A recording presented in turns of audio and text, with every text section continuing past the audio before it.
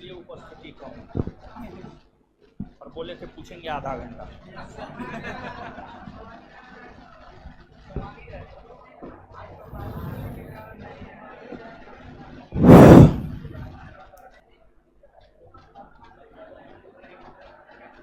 एगो लड़का कमेंट कर रहा है, पत्नी की पूजा ही देश की पूजा है।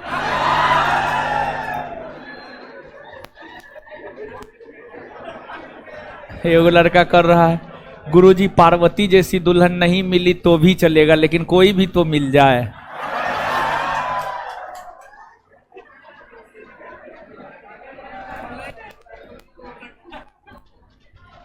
ऊपर ज्यादा आवाज है। अच्छा ठीक है, रहने दीजिए ना।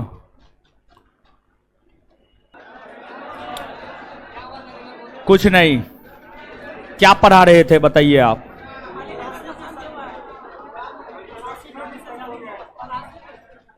अलीनगर की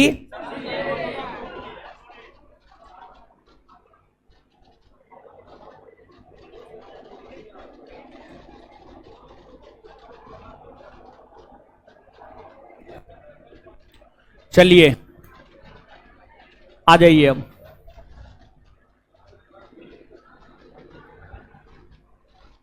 नौकरी कब लगेगा? एक लड़का मैसेज कर रहा है, नौकरी कब लगेगा? पढ़ लीजिए, मिल जाएगा। आधुनिक भारत इंडियन ज्योग्राफी का ऑब्जेक्टिव कब मिलेगा? नहीं मिलेगा, परीक्षा के बाद मिलेगा। ठीक है, चलिए देखिए, हम लोग पढ़ रहे हैं बंगाल में ब्रिटिश ईस्ट इंडिया कंपनी के शासन की स्थापना।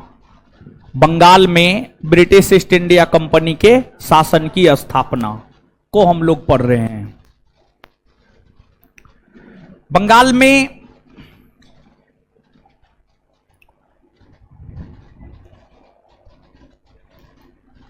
ब्रिटिश ईस्ट इंडिया कंपनी के शासन की स्थापना 1757 के पलासी युद्ध से हुआ है। आज के सेशन में हम लोगों को पलासी के युद्ध की ही चर्चा करना है। पलासी के युद्ध की ही चर्चा करना है। तो पलासी का युद्ध,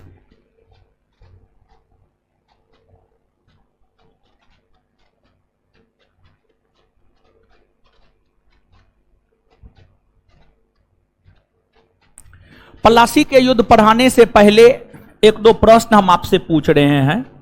जानते हैं तो जवाब दीजिए, नहीं जानते हैं तो मुंह बंद करके अपना रहिए। ठीक है, चलिए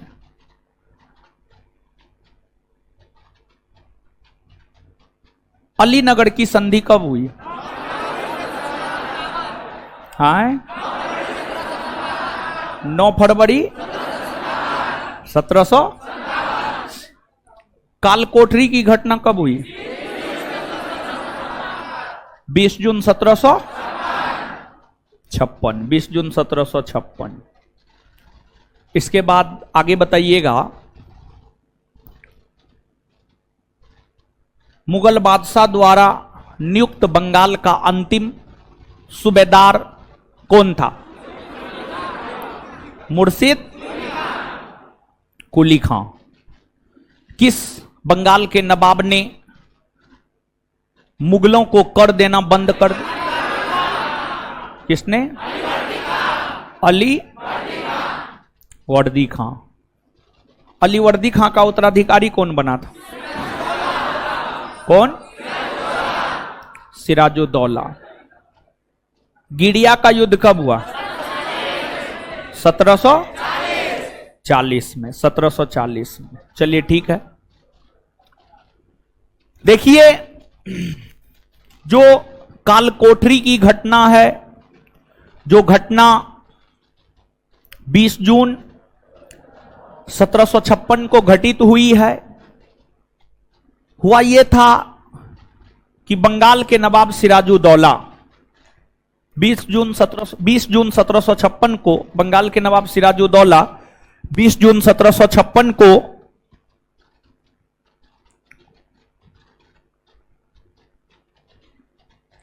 एक 146 अंग्रेजों को एक छोटे से रूम में बंद कर दिया और जब अगले सुबह खोला गया तो उसमें मात्र 23 अंग्रेज ही जीवित थे। यही घटना पलासी के युद्ध का तत्कालिक कारण बना। पलासी के युद्ध का मैदान वेस्ट बंगाल में है, पश्चिम बंगाल में है, और पलासी के युद्ध का मैदान पश्चिम बंगाल में भागीरथी नदी के तट पर है। पश्चिम बंगाल में गंगा या भागीरथी नदी के तट पर है। गंगा या भागीरथी नदी, गंगा या भागीरथी नदी के तट पर है। गंगा या भागीरथी नदी के तट पर है। और यह जो युद्ध हुआ है, यह युद्ध 23 जून 1757, 23 जून 1757 को यह युद्ध हुआ है। और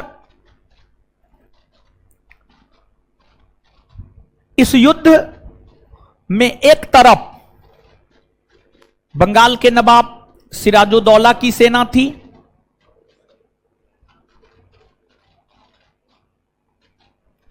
सिराजुद्दौला की सेना थी, तो वहीं दूसरी तरफ एक तरफ रॉबर्ट क्लाइव के नेतृत्व में अंग्रेजी सेना थी। रॉबर्ट क्लाइव के नेतृत्व में अंग्रेजी सेना थी। और यह जो युद्ध है, यह युद्ध कोई वास्तविक युद्ध नहीं था, बल्कि यह युद्ध एक षड्यंत्र मात्र था। उससे ज्यादा यह कुछ भी नहीं था। यह युद्ध होना था 22 जून 1757 को। यह युद्ध होना था 22 जून 1757 को, लेकिन बंगाल के नवाब सिराजुद्दौला अपने सेनापति मीर जाफर के कहने पर इस युद्ध को एक दिन के लिए टाल दिया था, और इसलिए यह युद्ध 23 जून 1757 को हुआ। और यह युद्ध कोई युद्ध नहीं था, बल्कि षड्यंत्र था। यह इसलिए कह रहे हैं क्योंकि इस युद्ध में भाग लेने वाले जो सेनापति थे, सेनापति ने ही अपने नवाब को धोखा दे दिया। सिराजुद्दौला का सेनापति था मीर जाफर, सिराजुद्दौला का सेनापति था मीर जाफर। और मीर जाफर ने अपने नवाब सिराजुद्दौला को धोखा दे दिया। क्यों धोखा दे दिया?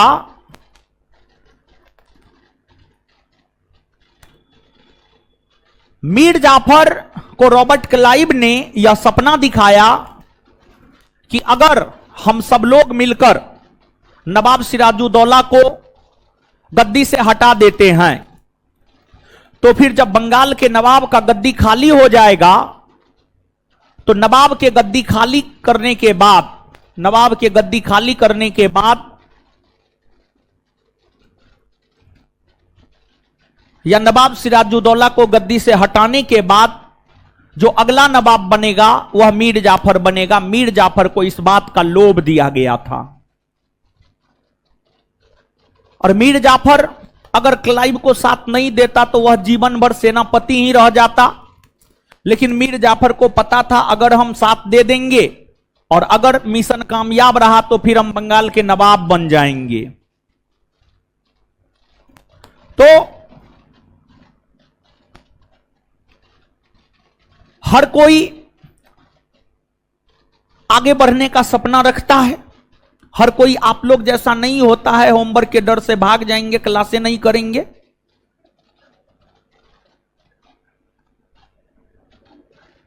मीर जाफर आप जैसा नहीं था।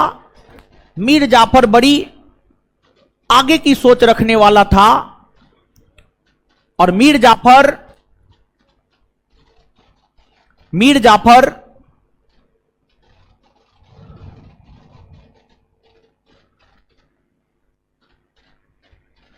क्लाइव का साथ दिया। और मीर जाफर ही नहीं बल्कि जो बंगाल के बड़े बड़े सेठ थे, जो बंगाल के बड़े बड़े जमींदार थे, उन्होंने ही रॉबर्ट क्लाइव का ही साथ दिया।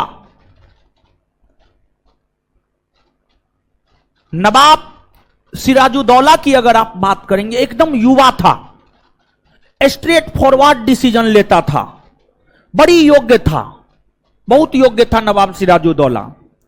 नवाब सिराजुद्दौला से काफी ज्वेलेसी थी लोगों को।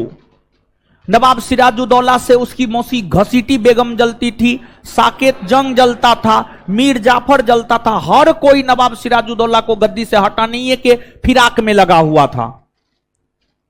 नवाब सिराजुद्दौला की योग्यता की वजह से और उनके कड़क निर्णय की वजह से नवाब सिराजुद्दौला के खिलाफ षड्यंत्र हुआ और नवाब सिराजुद्दौला के जो दरबारी लोग थे, नवाब सिराजुद्दौला के जो सहयोगी लोग थे, वही सब अंग्रेजों से जाकर मिल गया, वही सब अंग्रेजों से जाकर मिल गया, अंग्रेजों से जाकर मिल गया। और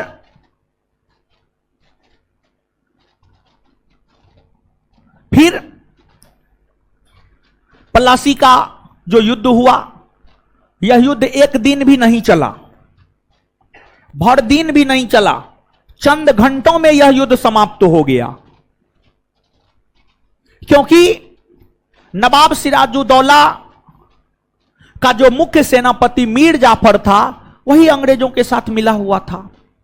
वह बिना युद्ध लड़े, मीर जाफर बिना युद्ध लड़े अपनी सेना के साथ वापस लौट गए। चंद घंटा, मुश्किल से 1 से 1.5 घंटा यह युद्ध चला। और युद्ध भूमि में नवाब सिराजुद्दौला ने जब खेला वेला देखा कि मीर जाफर ही उनकी मुख्य सैन्य टुकड़ी के साथ वापस हो गए, तब नवाब सिराजुद्दौला को लग गया कि हमारे खिलाफ तो षड्यंत्र हो गया है। और फिर नवाब सिराजुद्दौला की तरफ से मोहनलाल और मीर मदान, नवाब सिराजुद्दौला की तरफ से मोहनलाल और मीर मदान के नेतृत्व में, मोहनलाल और मीर मदान के नेतृत्व में एक छोटी सी सेना नवाब सिराजुद्दौला के तरफ से लड़ते हुए वीरगति को प्राप्त हुआ। और नवाब सिराजुद्दौला को जब षड्यंत्र का पता लगा तो नवाब सिराजुद्दौला युद्ध भूमि से अपनी राजधानी मुर्शिदाबाद की ओर लौटा। और जब नवाब सिराजुद्दौला युद्ध भूमि से मुर्शिदाबाद की ओर लौटा, उसी क्रम में मीर जाफर के पुत्र मीरन के इशारे पर मोहम्मद बेग ने, मीर जाफर के पुत्र मीरन के इशारे पर मोहम्मद बेग ने नवाब सिराजुद्दौला की हत्या कर दी। इस प्रकार नवाब सिराजुद्दौला मारे गए। नवाब सिराजुद्दौला के मारे जाने के बाद बंगाल के नवाब का पद खाली हुआ और फिर बंगाल के नवाब के पद पर रॉबर्ट क्लाइव ने जो मीर जाफर से वादा किया था, रॉबर्ट क्लाइव ने उस वादा को पूरा किया और फिर बंगाल के नवाब के पद पर मीर जाफर को बैठाया गया। बंगाल के नवाब के पद पर मीर जाफर को बैठाया गया, जो मीर जाफर 1757 से 1760 ईस्वी तक बंगाल के नवाब के पद पर रहे। मीर जाफर कहा जाता है कि क्लाइव के इशारे पर नाचता था। रॉबर्ट क्लाइव जैसा कहता था वैसा मीर जाफर करता था। यही कारण है कि मीर जाफर को क्लाइव का गधा या गीदड़ कहा गया है, क्लाइव का गधा या गीदड़ कहा गया है। और 1757 में हुए प्लासी युद्ध का राजनीतिक महत्व इसलिए है क्योंकि प्लासी युद्ध ने आगे के 200 वर्षों के लिए भारत की नियति को तय कर दिया कि आगे 200 वर्षों तक भारत अंग्रेजों का गुलाम बना रहा। आगे लगभग 200 वर्षों तक भारत अंग्रेजों का गुलाम बना रहा। इसी प्लासी के युद्ध से भारत को अंग्रेजों ने अपना गुलाम बनाया। 1757 में हुए प्लासी के युद्ध से भारत को अंग्रेजों ने अपना गुलाम बनाया, अंग्रेजों ने अपना गुलाम बनाया। और इसी युद्ध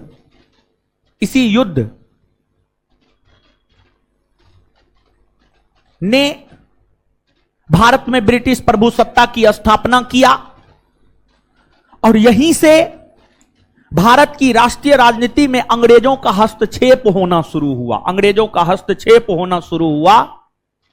और फिर धीरे धीरे अंग्रेजों ने पूरी तरीका से राजनीतिक तौर पर भारत में अपनी पकड़ बनाई, व्यवसायिक तौर पर अपनी पकड़ बनाई।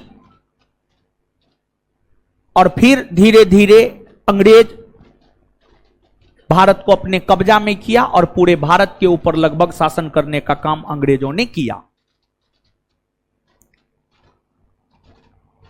प्लासी के युद्ध के बाद जब मीर जाफर बंगाल के नवाब बने तो मीर जाफर 1757 से 1760 तक बंगाल के नवाब पद पर रहे। मीर जाफर अंग्रेजों को 24 परगना नामक जिला दिया और उपहार स्वरूप करोड़ों रुपया अंग्रेजों को दिया। उपहार स्वरूप, गिफ्ट स्वरूप करोड़ों रुपया अंग्रेजों को दिया। और अपने मन से जब मीर जाफर अंग्रेजों को उपहार स्वरूप करोड़ों रुपया दिया तो फिर अंग्रेज अब मीर जाफर के खजाना में अपने से हाथ दे करके खजाना खाली कर दिया, खजाना खाली कर दिया। और मीर जाफर अंग्रेजों से इतने परेशान रहने लगे कि वो डचों के साथ मिलकर अंग्रेजों के खिलाफ षड्यंत्र करने लगे। इस बात की जानकारी जब अंग्रेजों को मिली तो अंग्रेजों ने सबसे पहले डचों को भारत से बाहर कर दिया और फिर मीर जाफर को 1760 ईस्वी में गद्दी से हटा दिया। और मीर जाफर को 1760 ईस्वी में गद्दी से हटाकर मीर जाफर को 1760 ईस्वी में गद्दी से हटाकर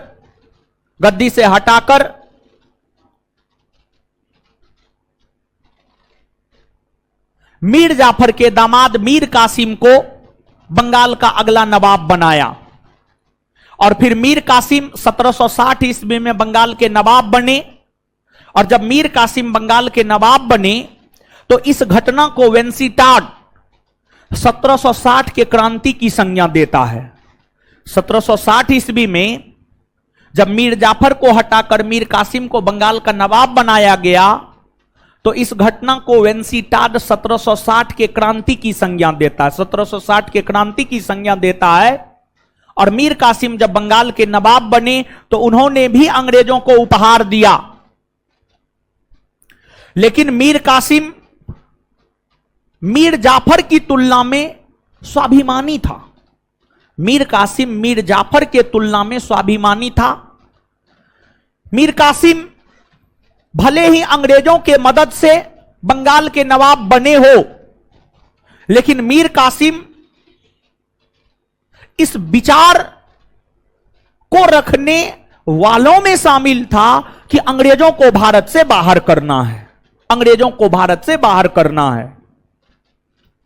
मीर कासिम जब बंगाल के नवाब बने थे तो उस समय बंगाल की राजधानी मुर्शिदाबाद थी।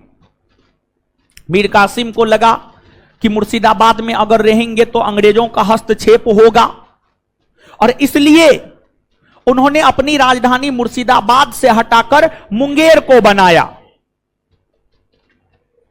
अंग्रेजों का हस्तक्षेप मीर कासिम के काम में ना हो, अंग्रेजों का हस्तक्षेप मीर कासिम के काम में ना हो, इसलिए मीर कासिम ने अपनी राजधानी मुर्शिदाबाद से हटाकर मुंगेर को बनाया।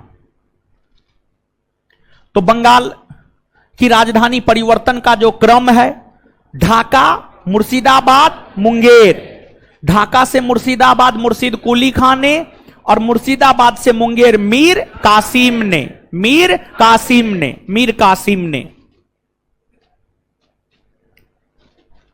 मुंगेर में मीर कासिम ने गोला बारूद तोपखाने के कारखाने का निर्माण किया, गोला बारूद तोपखाने के कारखाने का निर्माण किया।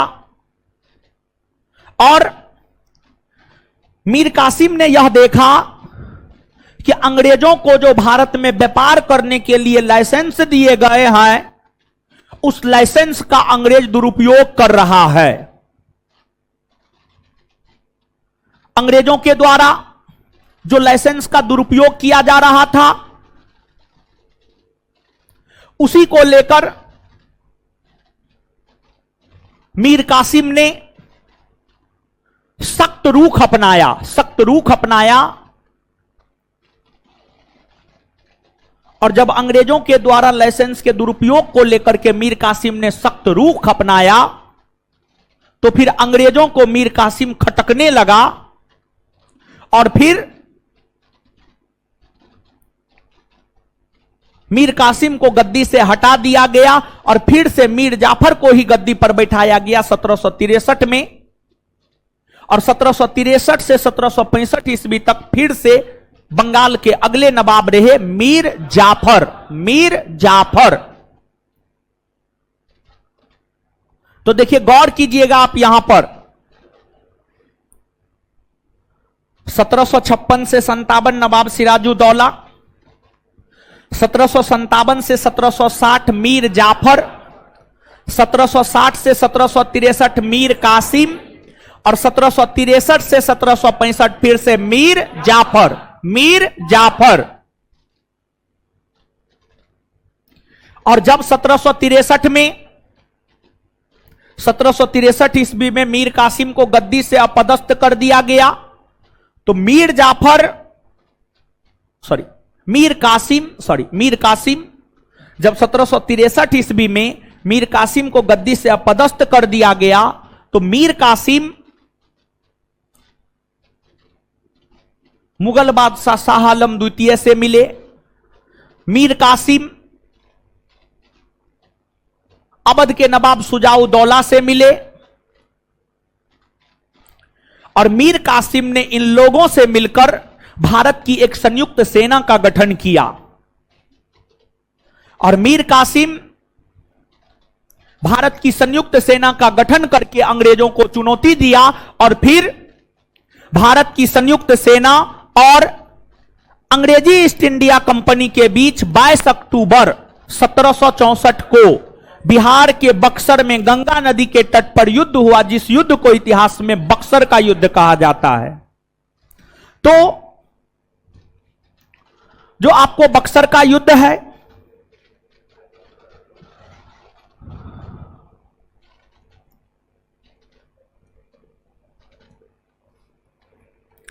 यह युद्ध 22 अक्टूबर 1764 को हुआ।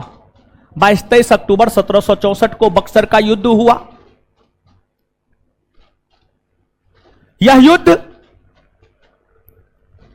भारत की संयुक्त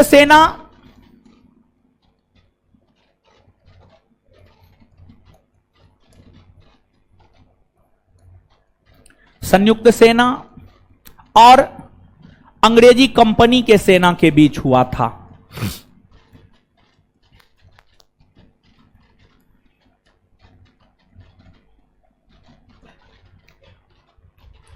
इस युद्ध में भारत की संयुक्त सेना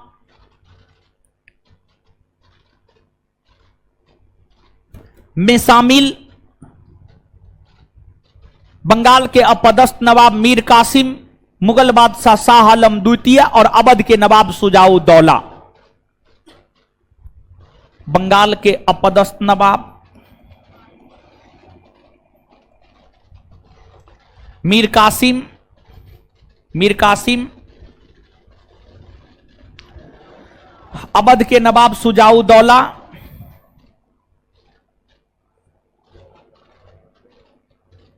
और मुगल बादशाह शाह आलम द्वितीय।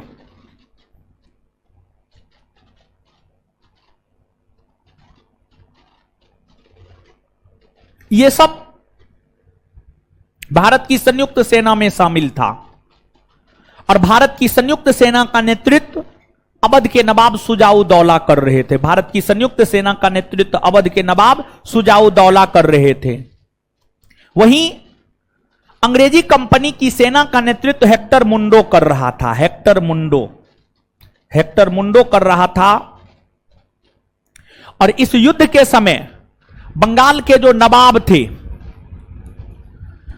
बंगाल के नवाब मीर जाफर थे और बंगाल के जो गवर्नर थे वह आपको वेंसीटाड था। वेंसीटाड बंगाल का गवर्नर था। वेंसीटाड बंगाल का गवर्नर था। और यह जो युद्ध है यह एक वास्तविक युद्ध था। जो बक्सर का युद्ध था, बात अगर हम बक्सर के युद्ध की करें, यह एक वास्तविक युद्ध था। यह युद्ध सच में भारत की संयुक्त सेना और ब्रिटिश सेना आमने सामने होकर लड़ी थी। और इस युद्ध में ब्रिटिश सेना की जीत हुई और भारत की संयुक्त सेना की हार हुई। इस युद्ध में ब्रिटिश सेना की जीत हुई और भारत की संयुक्त सेना की हार हुई। और यह एक वास्तविक युद्ध था। और अगर ध्यान रहे कि आपसे यह पूछा जाए भारत में ब्रिटिश सत्ता को वास्तविक तौर पर स्थापित करने वाला युद्ध कौन है, तो आंसर बक्सर का युद्ध हो जाएगा। लेकिन अगर सीधे रहे कि भारत में ब्रिटिश सत्ता को स्थापित करने वाला युद्ध कौन है, तो पलासी का युद्ध। अगर सीधे रहे, वास्तविक शब्द नहीं रहे, वास्तविक शब्द अगर नहीं रहे तो पलासी, और अगर वास्तविक शब्द जोड़ दिया जाए तब आपको क्या हो जाएगा, बक्सर का युद्ध। तब क्या हो जाएगा, बक्सर का युद्ध। बक्सर का युद्ध हो जाएगा। इस युद्ध में भारत की संयुक्त सेना की हार हुई। इस युद्ध में भारत की संयुक्त सेना के हार होने के बाद अंग्रेजों ने शुजाउद्दौला और शाह आलम द्वितीय के साथ समझौता या संधि किया और इस युद्ध की जो समाप्ति हुई है वह इलाहाबाद के संधि के तहत हुई। जो बक्सर का युद्ध है, बक्सर के युद्ध की समाप्ति इलाहाबाद के संधि के तहत हुई है। और इलाहाबाद का संधि करवाने के लिए विशेष तौर पर, इलाहाबाद का संधि करवाने के लिए विशेष तौर पर रॉबर्ट क्लाइव को लंदन से भारत बुलाया गया था। रॉबर्ट क्लाइव 1757 से 1760 तक बंगाल के गवर्नर पद पर है। 1760 में उन्हें लंदन वापस बुला लिया गया। लेकिन जब इस युद्ध में अंग्रेजों की जीत हुई और इस युद्ध को लेकर इलाहाबाद की संधि होनी थी, तो इलाहाबाद की संधि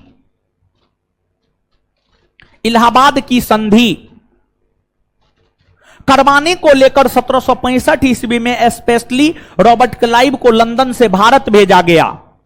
और रॉबर्ट क्लाइव को ब्रिटिश प्रधानमंत्री विलियम पिट ने स्वर्ग से उत्पन्न सेनानायक की संज्ञा दिया था। स्वर्ग से उत्पन्न सेनानायक की संज्ञा दिया था। और रॉबर्ट क्लाइव भारत आए और फिर रॉबर्ट क्लाइव के नेतृत्व में ही अंग्रेजों ने इलाहाबाद की संधि किया। बात अगर इलाहाबाद की संधि की करे।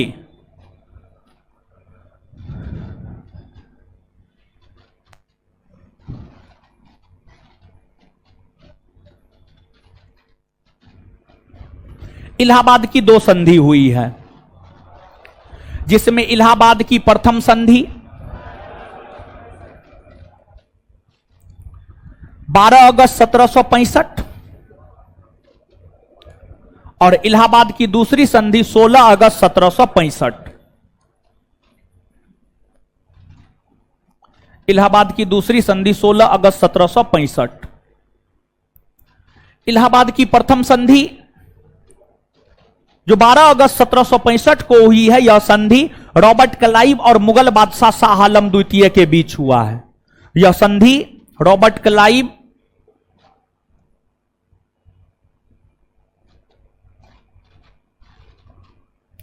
और मुगल बादशाह शाह आलम द्वितीय के बीच हुआ है।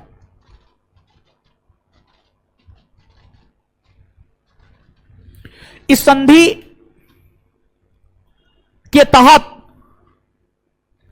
मुगल बादशाह शाह आलम द्वितीय ने अंग्रेजों को बिहार, बंगाल और उड़ीसा के क्षेत्र में कर वसूलने का अधिकार दिया, अर्थात दीवानी अधिकार दिया। इस संधि के तहत मुगल बादशाह शाह आलम द्वितीय ने ब्रिटिश ईस्ट इंडिया कंपनी को बिहार, वेस्ट बंगाल और ओडिशा के क्षेत्र में कर वसूलने का अधिकार अर्थात दीवानी अधिकार दिया। कर वसूलने का अधिकार अर्थात दीवानी अधिकार दिया। बदले में अंग्रेजी कंपनी ने शाह आलम द्वितीय को 26 लाख रुपया वार्षिक पेंशन देना स्वीकार किया। 26 लाख रुपया वार्षिक पेंशन देना स्वीकार किया। और अंग्रेजों की जो नीतियां रही है वो फूट डालो राज करो की नीति रही है। बक्सर के युद्ध में एक तो मुगल बादशाह शाह आलम द्वितीय और अवध के नवाब शुजाउद्दौला शामिल हुए थे। मतलब दोनों एक साथ युद्ध लड़ रहा था, मतलब दोनों में आपसी एकता थी। दोनों की आपसी एकता को तोड़ने को लेकर अंग्रेजों ने अवध के नवाब शुजाउद्दौला से करा और मानिकपुर का क्षेत्र ले लिया और करा और मानिकपुर का क्षेत्र शाह आलम द्वितीय को दे दिया। इलाहाबाद की प्रथम संधि के तहत शाह आलम द्वितीय को करा और मानिकपुर जैसे क्षेत्र भी प्राप्त हुए। और फिर इलाहाबाद की द्वितीय संधि की अगर हम बात करें तो यह आपको रॉबर्ट क्लाइव और अवध के नवाब शुजाउद्दौला के बीच हुआ था।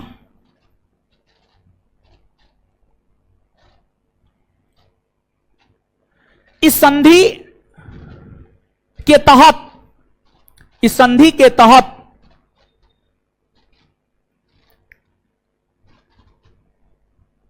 शुजाउद्दौला को कहा गया कि युद्ध का नेतृत्व आपने किया, युद्ध में हमें क्षति हुई है, युद्ध क्षतिपूर्ति के रूप में आपको 50 लाख रुपया देना होगा। और इस संधि के तहत अवध के नवाब शुजाउद्दौला ने युद्ध क्षतिपूर्ति के तौर पर अंग्रेजों को 50 लाख रुपया दिया। और इस संधि के तहत शुजाउद्दौला ने अंग्रेजों को अवध के क्षेत्र में मुक्त व्यापार करने का अधिकार दिया। और इस संधि के तहत करा, मानिकपुर जैसे क्षेत्र को छोड़कर बाद बाकी सभी क्षेत्र शुजाउद्दौला के अधीन रहने दिया गया। कुल मिलाकर के इलाहाबाद की संधि ने अंग्रेजों को भारत में व्यापक अधिकार दिया, भारत में व्यापक अधिकार दिया, भारत की राजनीति में व्यापक अधिकार प्रदान किए। यह बात इसलिए कह सकते हैं क्योंकि कर वसूली का अधिकार अपने आप में एक बहुत बड़ा अधिकार था। और रॉबर्ट क्लाइव ने जब अंग्रेजी कंपनी को बिहार, बंगाल, उड़ीसा में कर वसूली का अधिकार दिया, तो फिर इसी के बाद क्लाइव ने ही बंगाल में द्वैध शासन को लागू किया, और जिस द्वैध शासन के अंतर्गत बिहार, बंगाल और उड़ीसा के क्षेत्र में कर वसूलने का अधिकार अंग्रेजों को प्राप्त हुआ, तो वहीं बिहार, बंगाल, उड़ीसा के क्षेत्र में शासन प्रशासन करने का अधिकार बंगाल के नवाब को प्राप्त हुआ। बंगाल के नवाब को प्राप्त हुआ। और बंगाल, एक समय ऐसा था कि बंगाल भारत का स्वर्ग कहा जाता था, लेकिन जब बंगाल अंग्रेजों के अधीन आया तो अंग्रेजों ने बंगाल को खोखला कर दिया। अंग्रेजों ने बंगाल के खजाना को खाली कर दिया। अंग्रेजों ने बंगाल को कंगाली की दौड़ में धकेल दिया। और फिर बंगाल में नाम मात्र के नवाब सब हुए। उन नवाबों का कोई खास महत्व नहीं है। और बंगाल के अंतिम नवाब की अगर आप बात करेंगे तो बंगाल के अंतिम नवाब हुए मुबारक-उद-दौला। मुबारक-उद-दौला बंगाल के अंतिम नवाब हुए। बंगाल के अंतिम नवाब हुए। क्लियर है? पढ़िए अब।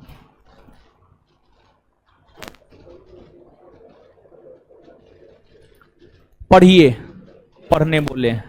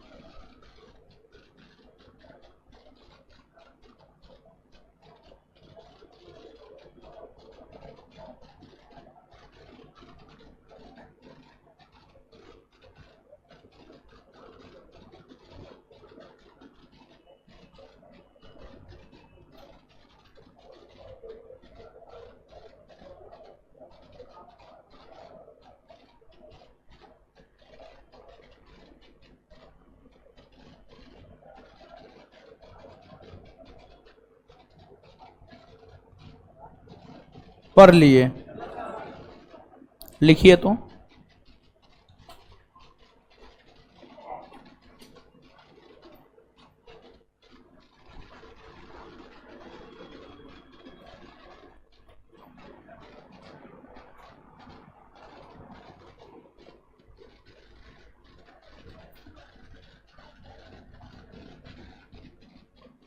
लिखिए तो।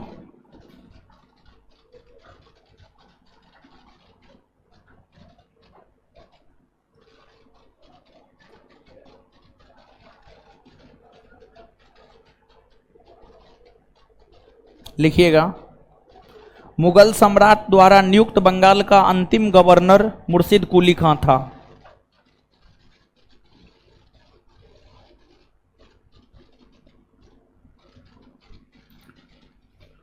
मुगल सम्राट द्वारा नियुक्त, मुगल सम्राट द्वारा नियुक्त बंगाल का अंतिम गवर्नर मुर्शिद कुली खां था। बंगाल का अंतिम गवर्नर मुर्शिद कुली खां था, मुर्शिद कुली खां था।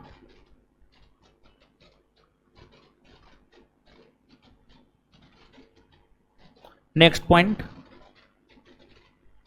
पलासी के युद्ध ने भारत में ब्रिटिश प्रभुत्व को स्थापित किया। नेक्स्ट पॉइंट, पलासी के युद्ध ने भारत में ब्रिटिश प्रभुत्व को स्थापित किया। पलासी के युद्ध ने भारत में ब्रिटिश प्रभुत्व को स्थापित किया। पलासी के युद्ध ने भारत में ब्रिटिश प्रभुत्व को स्थापित किया। पलासी के युद्ध में भारत में ब्रिटिश प्रभुत्व को, पलासी के युद्ध ने भारत में ब्रिटिश प्रभुत्व को स्थापित किया। पलासी के युद्ध ने भारत में ब्रिटिश प्रभुत्व को स्थापित किया। नेक्स्ट पॉइंट, भारत में ब्रिटिश साम्राज्य का संस्थापक, भारत में ब्रिटिश साम्राज्य का संस्थापक रॉबर्ट क्लाइव को माना जाता है।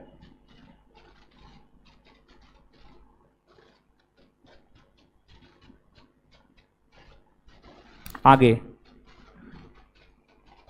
आगे, अंग्रेजों के भारत में, आगे, अंग्रेजों के भारत में प्रभुत्व स्थापित करने में,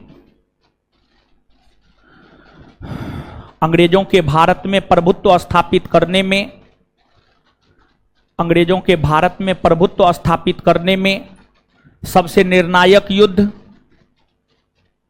अंग्रेजों के भारत में प्रभुत्व स्थापित करने में सबसे निर्णायक युद्ध, सबसे निर्णायक युद्ध बक्सर का युद्ध, बक्सर का युद्ध साबित हुआ। बक्सर का युद्ध साबित हुआ। इस युद्ध की समाप्ति, इस युद्ध की समाप्ति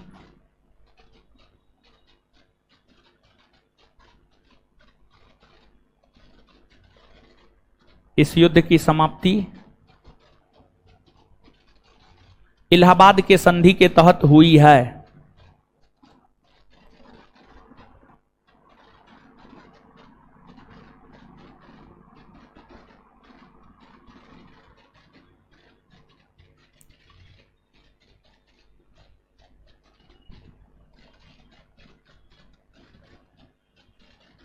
इस संधि के तहत जब अंग्रेजों को भारत में दीवानी अधिकार, उसी लाइन में कंटिन्यू, इस संधि के तहत, इस संधि के तहत जब अंग्रेजों को भारत में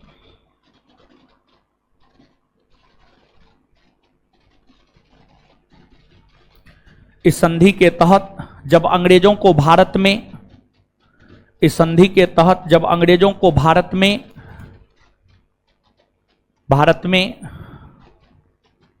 दीवानी अधिकार प्राप्त हुए, दीवानी अधिकार प्राप्त हुए, दीवानी अधिकार प्राप्त हुए, तत्पश्चात अंग्रेज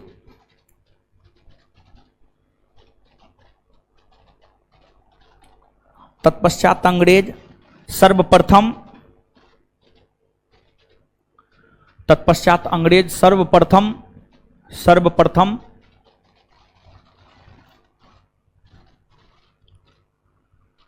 तत्पश्चात अंग्रेज सर्वप्रथम खासी जनजाति के संपर्क में आया। तत्पश्चात अंग्रेज सर्वप्रथम खासी जनजाति के संपर्क में आया। तत्पश्चात अंग्रेज सर्वप्रथम खासी जनजाति के संपर्क में आया। तत्पश्चात अंग्रेज सर्वप्रथम खासी जनजाति के संपर्क में आया। खासी जनजाति के संपर्क में आया। नेक्स्ट पॉइंट, विलियम पिट ने, इंग्लैंड का प्रधानमंत्री था ही, विलियम पिट ने विलियम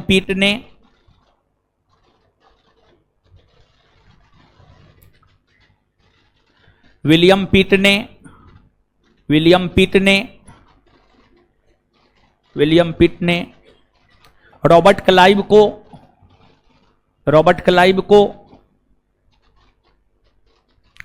स्वर्ग से उत्पन्न सेनानायक, विलियम पिट ने रॉबर्ट क्लाइव को स्वर्ग से उत्पन्न सेनानायक,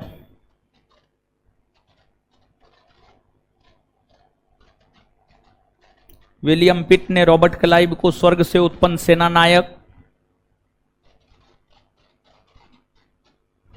स्वर्ग से उत्पन्न सेनानायक की उपाधि प्रदान किया, स्वर्ग से उत्पन्न सेनानायक की उपाधि प्रदान किया।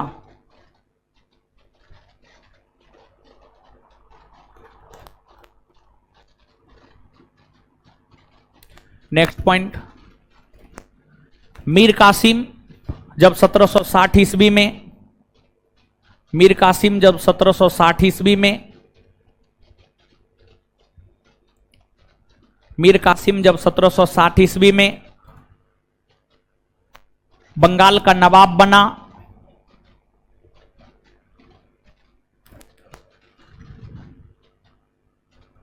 बंगाल का नवाब बना तो वेंसी टाड ने इस घटना को, तो वेंसी टाड ने इस घटना को, तो वेंसी टाड ने इस घटना को 1760 के क्रांति की संज्ञा दिया, तो वेंसी टाड ने इस घटना को 1760 के क्रांति की संज्ञा दिया, तो वेंसी टाड ने इस घटना को 1760 के क्रांति की संज्ञा दिया। नेक्स्ट पॉइंट, भारत में अंग्रेजों का सबसे बड़ा विरोध है, ऊपर वाले क्लासरूम में कोई है कि नहीं जी? है एगो दुन्नू यहां पे रहता है, दो में से एगो ऊपर नहीं रहेगा जी? है सब गौनुए जहा सब है।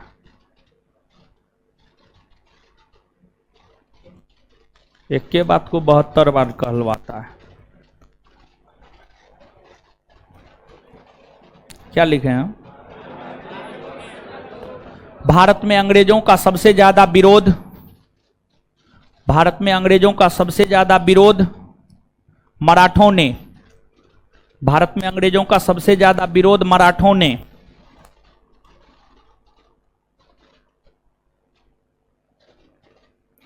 भारत में अंग्रेजों का सबसे ज्यादा विरोध मराठों ने किया है।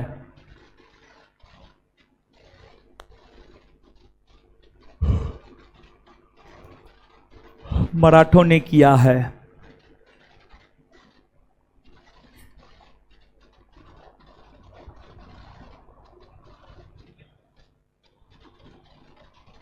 नेक्स्ट पॉइंट लिखिएगा,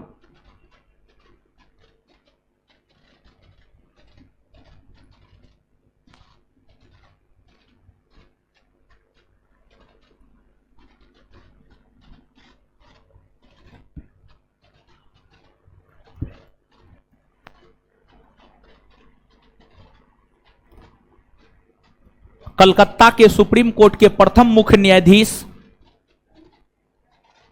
कलकत्ता के सुप्रीम कोर्ट के प्रथम मुख्य न्यायाधीश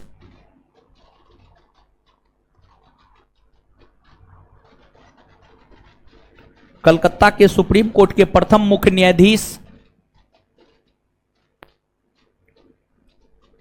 कलकत्ता के सुप्रीम कोर्ट के प्रथम मुख्य न्यायाधीश, कलकत्ता के सुप्रीम कोर्ट के प्रथम मुख्य न्यायाधीश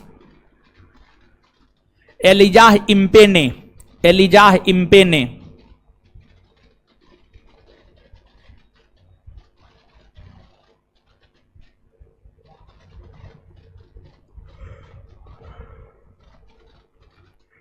एलिजाह इम्पे ने मुबारक उदौला को, एलिजाह इम्पे ने मुबारक उदौला को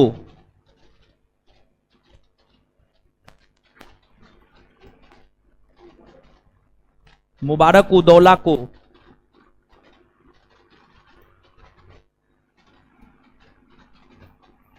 दिमाग में भूसा भरा आदमी,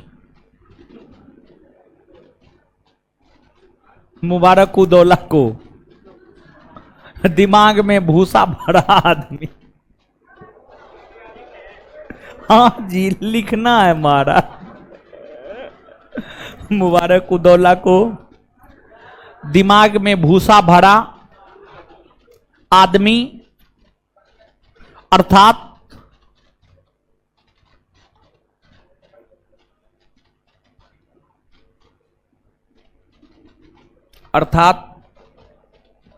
अयोग्य अयोग्य अर्थात अयोग्य अयोग्य घोषित किया।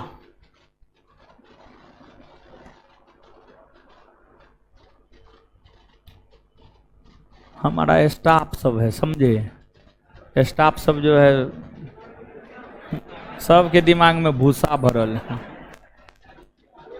यानी बददिमाग आदमी है, बिना दिमाग का आदमी है। दिमाग है तो दिमाग में तो होना नहीं चाहिए कुछ। अब दिमाग में भूसा रहेगा तो दिमाग थोड़े काम करेगा, नहीं काम करेगा। ठीक है, चलिए, पढ़ लिए थे ना, लिखा दिए हैं ना, अभी जो लिखा है उसको भी पढ़िए 1 मिनट में, जल्दी पढ़ लीजिए।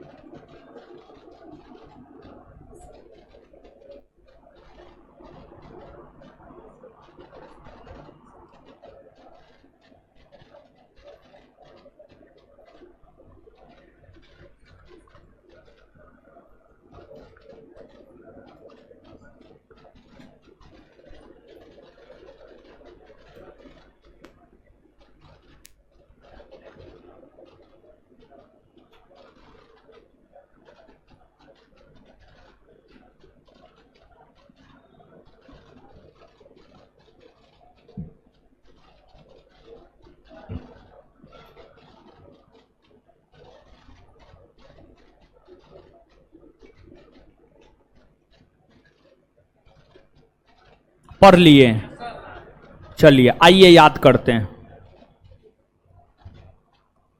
आइए बोर्ड पे, पलासी का युद्ध कब हुआ? पलासी का युद्ध कब हुआ है? कब हुआ है? पलासी के युद्ध का मैदान कहां है? कहां है? कौन नदी के तट पर? कौन नदी के तट पर? किसके किसके बीच हुआ है? किसके किसके बीच? इसमें किसकी जीत हुई? किसकी जीत हुई? भारत में ब्रिटिश प्रभुसत्ता की स्थापना कौन युद्ध से हुई है? कौन युद्ध से हुई है? भारत में ब्रिटिश प्रभुसत्ता का संस्थापक किसे माना जाता? किसे माना जाता है? इस युद्ध में हारने के बाद सिराजुद्दौला अपनी राजधानी मुर्शिदाबाद लौट रहा था तो मीर जाफर के पुत्र मीरन के इशारे पर मोहम्मद बेग ने इसकी हत्या कर दी। किसने इसकी हत्या की? मोहम्मद। मीर जाफर के पुत्र मीरन के इशारे पर किसने सिराजुद्दौला की हत्या की? किसने की? और सिराजुद्दौला की हत्या के बाद बंगाल के अगले नवाब कौन बने? मीर। क्लाइव का गधा या गीदड़ किसे कहा जाता? क्लाइव का गधा या गीदड़? मीर। 1757 से 1760 ना। मीर जाफर के बाद कौन बना? मीर। मीर और मीर कासिम 1760 से 1763 ना। मीर कासिम जो बंगाल का नवाब बना 1760 में, उसे 1760 के क्रांति की संज्ञा किसने दिया?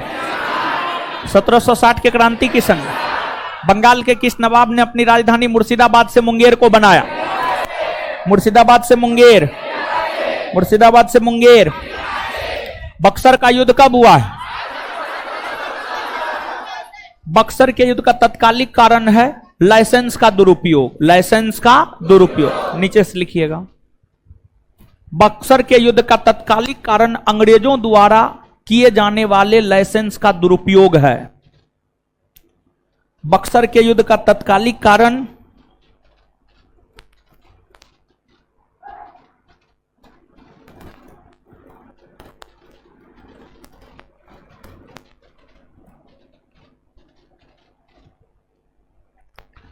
बक्सर के युद्ध का तत्कालिक कारण अंग्रेजों द्वारा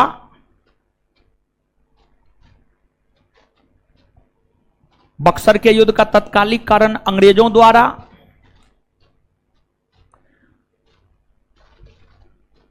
भारत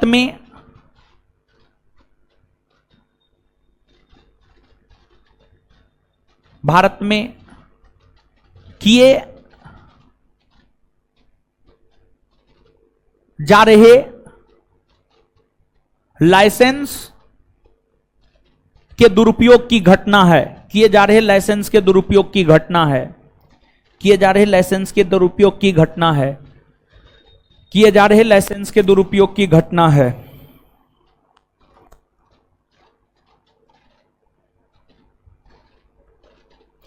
बक्सर के युद्ध का मैदान कहां है? कहां है बक्सर के युद्ध का मैदान?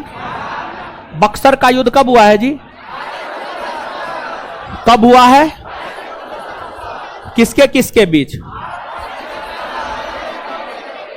किसके किसके बीच? भारत की संयुक्त सेना में कौन कौन शामिल था? भारत की संयुक्त सेना में कौन कौन शामिल था? और अंग्रेजी कंपनी के तरफ से नेतृत्व किसने किया? इस युद्ध में किसकी जीत हुई? किसकी जीत हुई? इस युद्ध के समय बंगाल के नवाब कौन थे?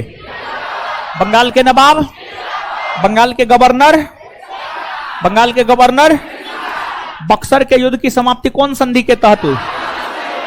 कौन संधि? कौन संधि? इलाहाबाद की संधि कब हुई है? 1765। 1700 इलाहाबाद की संधि कब हुई है? इलाहाबाद की कितनी संधि हुई है? कितनी संधि? इलाहाबाद की प्रथम संधि कब हुई है? 12 अगस्त 1700। किसके किसके बीच? रॉबर्ट क्लाइव और इलाहाबाद की प्रथम संधि के तहत ब्रिटिश ईस्ट इंडिया कंपनी को कहां कहां दीवानी अधिकार प्राप्त हुए? यानी कर वसूलने का अधिकार कहां कहां प्राप्त आए? और जब अंग्रेजों को दीवानी अधिकार प्राप्त हुआ तो उसके बाद अंग्रेज सर्वप्रथम किस जनजाति के संपर्क में आए? खासी। कौन जनजाति? दीवानी अधिकार प्राप्त होने के बाद अंग्रेज सर्वप्रथम किस जनजाति के संपर्क, किस जनजाति के संपर्क, किस जनजाति के संपर्क में? खासी। रॉबर्ट स्वर्ग से उत्पन्न सेनानायक की उपाधि किसे दी जाती? किसे दी गई है? किसे दी गई है? अच्छा, इलाहाबाद की प्रथम संधि के तहत ही मुगल बादशाह शाह आलम द्वितीय को कितना वार्षिक पेंशन देना स्वीकार आए? मुगल बादशाह शाह आलम द्वितीय को किस संधि के तहत अंग्रेजों ने 26 लाख रुपया वार्षिक पेंशन देना स्वीकार किया? इलाहाबाद की द्वितीय संधि कब हुई है? किसके किसके बीच? रॉबर्ट क्लाइव और इस संधि के तहत युद्ध हर जाने के तौर पर सुजाउद्दौला ने अंग्रेजों को कितना रुपया दिया? अवध में मुक्त व्यापार का अधिकार दिया। क्लियर है ना? चलिए ठीक है। बंगाल के अंतिम नवाब कौन हुए? मुबारक। बंगाल का अंतिम नवाब एलिजा इम्पे ने बंगाल के किस नवाब को लेकर कहा कि इसके दिमाग में भूसा भरा हुआ? मुबारक। क्लियर है? याद हो गया? चलिए, इसके बाद अगला चैप्टर है बंगाल में कंपनी के अधीन गवर्नर जनरल। कंपनी के अधीन गवर्नर जनरल।